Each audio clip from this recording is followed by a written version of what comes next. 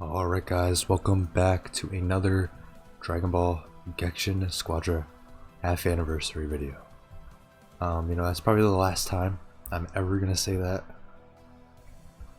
Depending on if I get S ranked on DPS this season. I don't know if I will, but that's not what this video is about. So today they gave us a little early surprise, and we got the patch notes for season 5 released pretty early. So the season drops this Wednesday, so that is the 14th. But all this is in game right now on the 12th, so that's pretty cool. It's pretty cool. So I'm not gonna like sit here and lie and say like oh my god, dude, these changes are crazy. Oh my god, like, subscribe, holy crap, if you're hype, holy shit, like. No, I'm not gonna do that. I've already read these, well, most of them I guess, so this is more or less just gonna be my thoughts on the changes, if I think they're good and like what they could have done to make them better, I guess.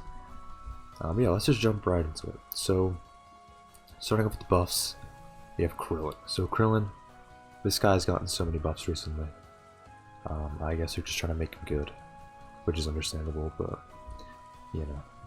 Let's get into it. So his energy mine changed to that one, place 2 energy blasts at location, the second one will be offset. So that just means, so they just basically adjusted this, I think. No, they didn't actually. So this is a buff, but basically the energy blasts do not stack on top of each other anymore. I think this means. So that's good. I think that's a good change. It makes protecting the tower a lot more, convenient, I guess. And then the damage distance fall off decreased by 40%, which is good as well. So it's going to be doing a lot more damage. And then a scattering energy wave. The damage of each energy blast was increased 100, 150, and then 300. So that's actually really good. I think this is good for Krillin. I don't think this could make him like a top tier technical, but we'll see. We'll see with Frieza, of course. Yeah, moving on. Baby, another buff for Baby. They love this character, man. They love him. Change to that skill cooldowns and during possession. So that's actually really good.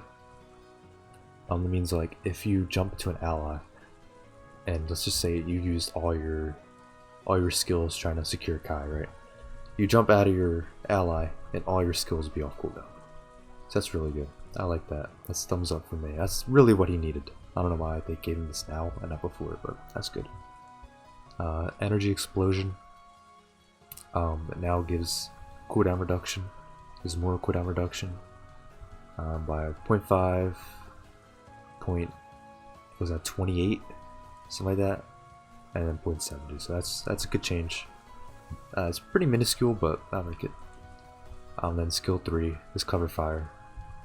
They decreased the movement speed down, which is good, but they added an effect that reduces skill cooldowns during possession. So that's good. But this makes me wonder, like, what's up with this? Like, these, I don't know, that's weird. But regardless, I think that's a good change. That's cool. So Super Saiyan 4 Vegeta. This guy recently got adjusted, and it kind of just made him kind of poo-poo. He's not that good, so let's see what they did. So duration of strike defense up, when forcibly moved by blast jump increased by 2 seconds. I like that. I think this blast jump isn't that good, except for like farming, so I mean that's like okay. That is barrier wall. Maximum cooldown reduction when ending the skill by re-entering the command increased. Ooh. Oh, wait, I like that. I like that a lot. Okay. I mess with that. That additional HP gained increased by 5, 5, and 5% across the board for all that. So that's actually really good. That's a good change to Vegeta. I like that. I don't think it's really enough because his kick still kind of bums, but I think it's good. Let me get into the meat and potatoes. We got the nerfs here. Alright.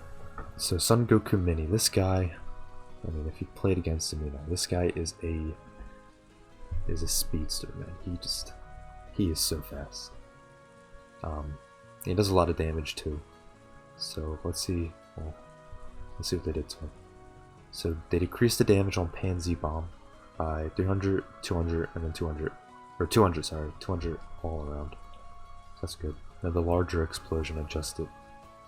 So now does 60 less damage on level 1 and 2, but level 3 retains the same damage. So that's good, I guess. I don't think it's anything huge, because the lightning combo got untouched, and his ultimate is untouched. So he still has good secure. But let's see what they did for the powerful bands. So they decreased the skill stock. Thank God. Thank God. Him having 3 charges of this off rip was just crazy. So crazy. Especially with Super Startup. Movement speed scaling, while skill is active adjusted, decreased by 10% on level 2, and decreased by 20% on level 3. And retains the same for level 1. So I think that's good. I don't hate that change at all, so you know. But I don't know if it's enough to make him like not as quick as he was before. Like, it's still gonna be apparent he's gonna be moving across the map at a high speed, so you know. So duration of energy defense up and movement speed up effects when hit by an energy wave attack adjusted. So 4.5, 5, and 7. Okay, all they did was decrease. Okay. By 1. I think this is like level 3. Got reduced by 1 second. Okay. And then the same goes for this, for strike attack. I mean, they didn't like gut him or anything. Like, I think he's still good. But he's obviously gonna have like somewhat less movement speed, but I don't think it's gonna be notable. It's gonna be noticeable in game, so you know. And then we have the big guns. Super Saiyan Son Goku. I just want to preface this by saying I don't think this guy needed a buff. Or needed a nerf, sorry. I don't think this guy needed a nerf. Listen. This guy was in a perfect spot meta-wise before this, and I know like hammers, like someone's gonna say like, oh but hammers, dude, he's so good with hammers. Like, does that matter? No. Because I end up nerfing hammers anyway, but I guess I know why they did this. Like, it's understandable. It's kind of like a failsafe in case like hammers, they didn't nerf hammers enough. They just kind of made it so he doesn't do enough damage, or as much damage as it does. So effector, but let's just jump right into it, sorry. So effect duration, when activated via Kaioken, only decreased by 0.5 seconds. I don't like this. I feel like the 2 seconds was really good. But whatever, I guess. Strike attack up effect when activated via Kaioken only decreased by 200, 400, and then 200. I don't like this. I'm glad they didn't go as extreme as they did with level 2. 400 decrease on level 3, but like, what's the point in that? I don't know. A strike attack up effect when inputting additional skills decrease, so that's like by a lot. It's almost more than half. Well, half on these level 1 and 3, and then over half on level 2. Again, I don't think this was needed whatsoever.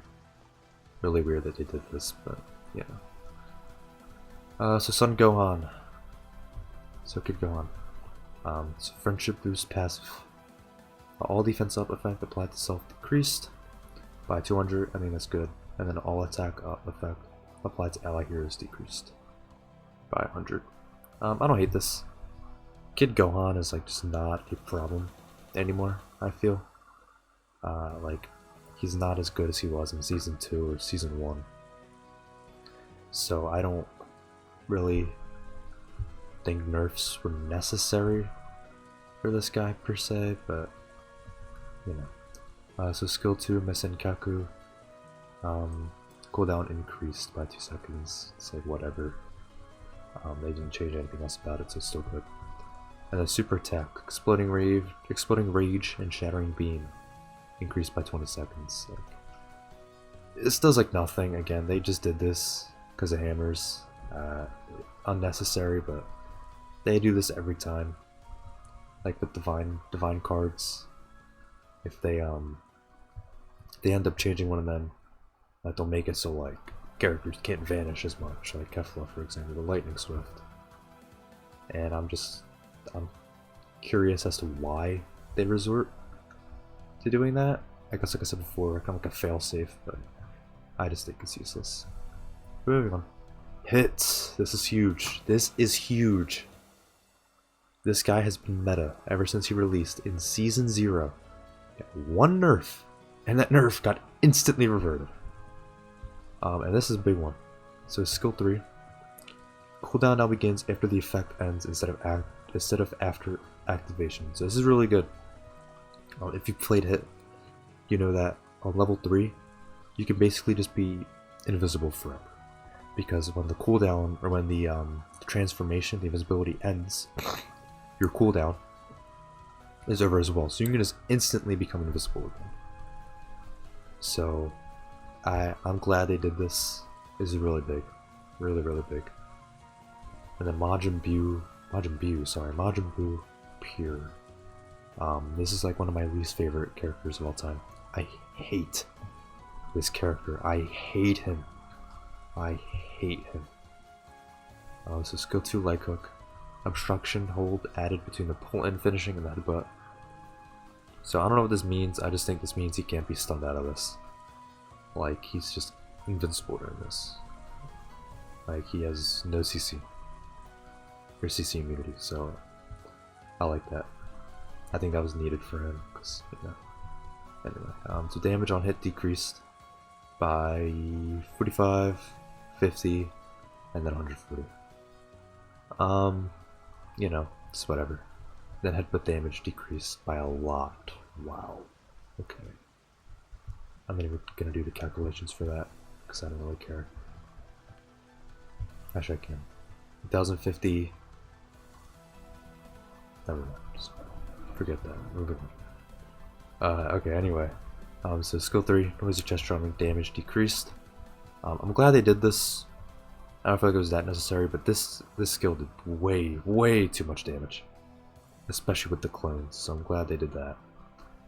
But overall, I don't hate this nerf. I think, like, they could have nerfed his skill 1. His skill 1 is kind of stupid. But it is what it is. I don't think it'll be as annoying as it was before, but yeah. Here's a big one. Super Saiyan God Vegeta. We all hate him. So base HP decreased by some really specific numbers. I don't know what's up with that. And his armor was decreased, so this is really good. I am glad they did this because he had way too much health, especially early in. Way too much health. So this is good. This is good, I like this. And then passive Red Fury. Reduction of skills. Remaining cooldown when passive activated decreased by 50%. Is now 20%. That is huge. That is a huge change. This will make it so he doesn't instantly have things like his skill 2 up, or his skill 3 up, or his dash back up as soon as he gets this. So I like this a lot. I'm glad he did that.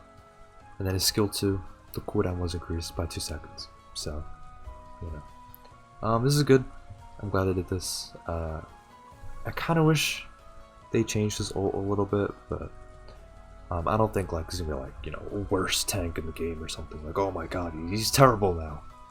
No, I think he's gonna be really good, but he is a lot more contained now, so I am very happy about that. And then what the hell is this? Gamma 1 and Gamma 2 super attack special pose. Explosion AoE decreased. Oh man.